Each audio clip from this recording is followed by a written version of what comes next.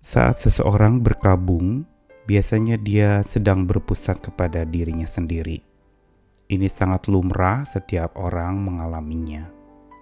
Ketika ia menangis dan meratap akibat ditinggalkan orang yang dikasihinya, biasanya karena ia memikirkan bagaimana nanti dia sendiri akan mengarungi kehidupan tanpa orang yang meninggalkannya. Atau ketika seseorang kehilangan harta, kehilangan sesuatu yang sangat berharga di dalam kehidupan, saat itulah sebenarnya orang sedang masuk di dalam dirinya sendiri dan bergumul memikirkan dirinya sendiri yang sedang terluka, menjadi korban dari sebuah peristiwa, dan saat itulah dia hancur-hancuran, berduka cita, hancur-hancuran bersedih, dan sangat pedih hatinya. Namun perkabungan yang agung adalah perkabungan yang berpusat kepada Tuhan, dan seperti yang Tuhan juga lakukan di dalam perkabungannya. Perkabungan yang tidak mementingkan diri sendiri, tetapi perkabungan karena memikirkan orang lain. Inilah perkabungan yang agung atau perkabungan yang mulia, yang berarti ada karakteristik ilahi di dalam perkabungan itu. Kitab suci mencatat, Tuhan Yesus pun berkabung ketika melihat Yerusalem yang berdosa. Dia juga berkabung ketika melihat orang-orang yang tidak percaya. Di balik perkabungan yang agung, terdapat sesungguhnya kasih yang maha agung itu.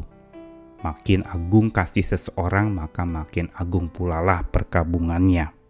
Saya Nikolas Kurniawan menemani di dalam Sabda Tuhan hari ini dari kitab Yeremia pasal yang keempat, beberapa ayatnya dari ayat 8, 14, 18, lalu 27 sampai 28. Oleh karena itu lilitkanlah kain kabung, menangis dan merataplah, sebab murka Tuhan yang menyala-nyala tidak surut daripada kita. Bersihkanlah hatimu dari kejahatan, hai Yerusalem, supaya engkau diselamatkan. Berapa lama lagi tinggal di dalam hatimu rancangan-rancangan kedurjanaanmu? Tingkah langkahmu dan perbuatanmu telah menyebabkan semuanya ini kepadamu. Itulah nasibmu yang buruk, betapa pahitnya sampai menusuk hatimu. Sebab beginilah firman Tuhan, seluruh negeri ini akan menjadi sunyi sepi, tetapi aku tidak akan membuatnya habis lenyap. Karena hal ini bumi akan berkabung, dan langit di atas akan jadi gelap, sebab aku telah mengatakannya, aku telah merancangnya, aku tidak akan menyesalinya, dan tidak akan mundur daripada itu. Ungkapan-ungkapan di dalam Yeremia pasal 4, selain panggilan untuk pertobatan terjadi dalam diri umat pilihan Tuhan, di dalam pasal ini terkandung pula teguran-teguran yang sangat keras kepada orang yang tidak mau bertobat. Penuh dengan berbagai macam kepongahan dan merasa bahwa dirinya benar, sehingga tidak perlu yang namanya melilitkan kain kabung, menangis dan meratap.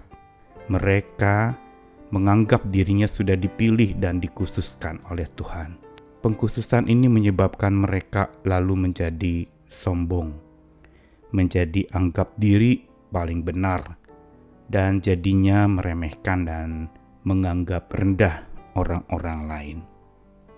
Dan karena itu Tuhan menjadi begitu murka, sehingga di dalam Yeremia pasal 4 panjang lebar diungkapkan kejatuhan-kejatuhan yang melukai hati Tuhan, segala pelanggaran-pelanggaran yang menyebabkan Tuhan bersedih hati. 2 kali dikatakan tentang perkabungan. Ayat 8 dikatakan, oleh karena itu lilitkanlah kain kabung, menangis dan merataplah.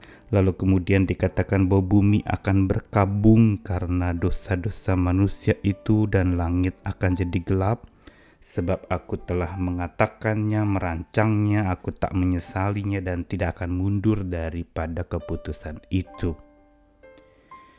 Dalam bagian ini sebenarnya Tuhan ingin mengajarkan tentang sebuah perkabungan agung yang mulia, yaitu perkabungan yang berdasarkan kepada kasih Tuhan yang maha agung itu.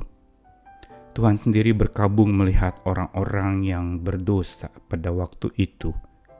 Dia sangat terluka hatinya.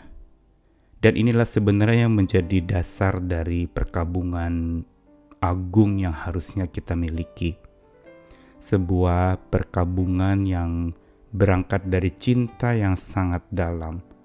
Bukan karena kebencian, bukan karena tidak bisa menerima sebuah realita.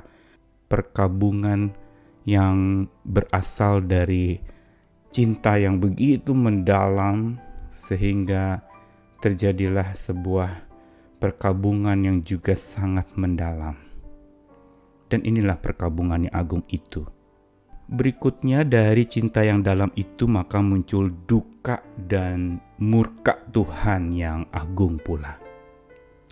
Kasih agung menghasilkan duka dan murka yang agung, dan inilah yang Tuhan ungkapkan dalam Yeremia pasal 4. Dengan tegas seolah memang tampaknya Tuhan itu menjadi sangat murka dan tampaknya begitu mengerikan.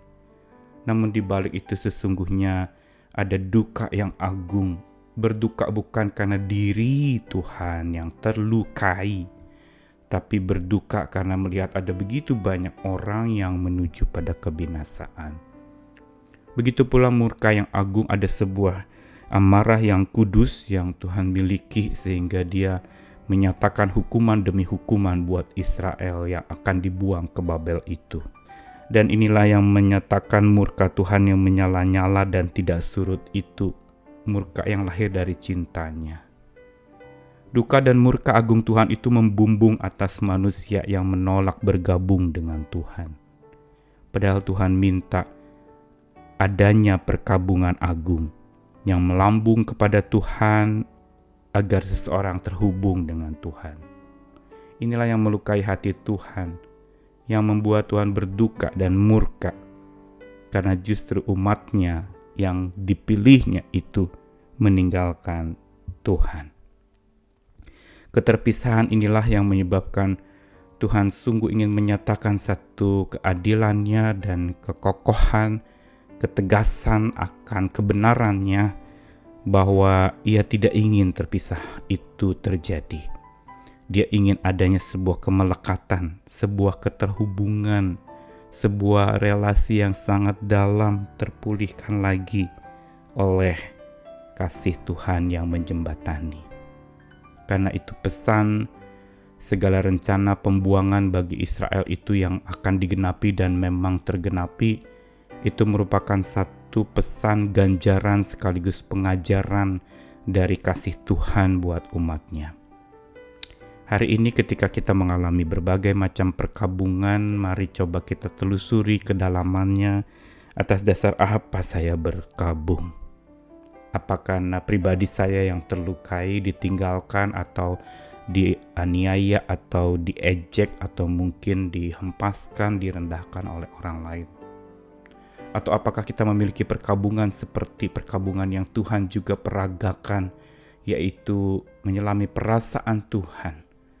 Dan kalau kita menyelami perasaan Tuhan, betapa terlukanya Tuhan itu akibat dari perilaku dan kelakuan hidup kita, maka disitulah perkabungan agung itu tercipta.